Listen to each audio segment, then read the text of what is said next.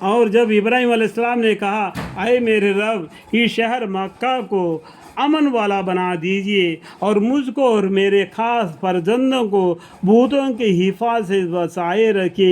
اے میرے پروردگار ان بھوتوں نے بہتر آدمیوں کو گمراہ کر دیا، پھر جو شخص میری راہ پر چلے گا وہ تو میرا ہے ہی، اور جو شخص اس بات میں میرا کہنا نہ مانے سو آپ تو کثیر المغفرت اور کثیر الرحمت ہے۔ اے ہمارے رب میں اپنے اولاد کو آپ کے معظم گھر کے قریب یعنی مکہ شریف کے قریب میں جو بالکل وہ زمین ایسا ہے کہ کوئی اناج پیکنے کے قابل نہیں، ریتیلی میدان ہے، سمجھ میں آئے ہمارے رب میں اپنی اولاد کو، یہاں پر 10 نمبر فائدہ ہے، آگے 11 نمبر فائدہ ہے، یہاں پڑھنے سے معلوم پڑ جائے گا۔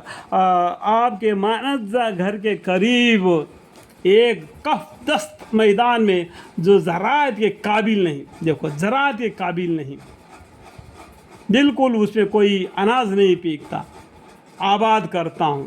اے ہمارے رب تاکہ وہ لوگ نماز کا اہتمام کرے، یعنی دنیا کر کے دنیا کی طرف نہ جائے، بلکہ ہمیشہ اللہ کی عبادت میں لگے رہے اور نماز کی پابندی کرے، نماز کا اہتمام رکھے۔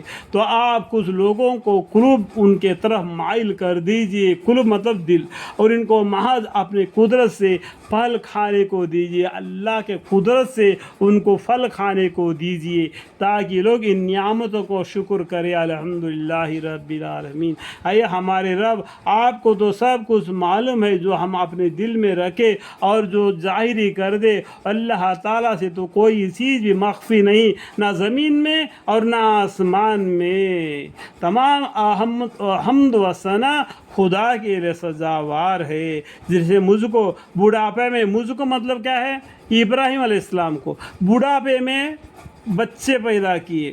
سب سے پہلا کون پیدا ہوئے؟ اسماعیل علیہ السلام۔ اس کے بعد میں بڑھاپے میں کون پیدا ہوئے؟ اسحاق علیہ السلام۔ اس کے بارے میں نصرانی لوگ کہتے ہیں کہ اسحاق علیہ السلام پہلے، اسماعیل علیہ السلام بعد میں، وہ ذبیح اللہ اسحاق بولتے ہیں نصرانی لوگ، لیکن اسماعیل علیہ السلام ذبیح اللہ ہے، اور اس کے بعد میں بڑھاپے میں پیدا ہو گئے اسحاق علیہ السلام۔ یہ بات کو سمجھنا چاہیے، یہ قرآن میں جو بھی لکھا ہوا ہے بالکل حق ہے، صحیح ہے۔ جس سے مجھ کو بڑھاپے میں اسماعیل اور اسحاق علیہ السلام 2 بیٹے عطا فرمائی۔ حقیقت میں میرا رب دعا کا بڑا سننے والا ہے۔